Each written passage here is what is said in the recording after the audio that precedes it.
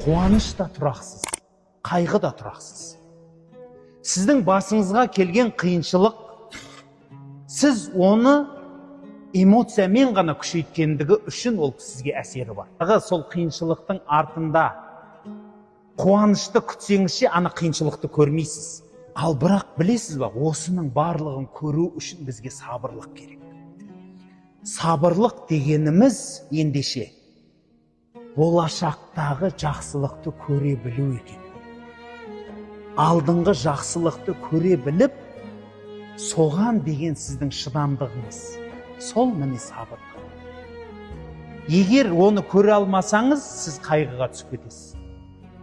Ол қайғыны біздің Құран-ы Кәрімде иманы бар адамдарға көретін дүниені айтқан емес, ешқашан.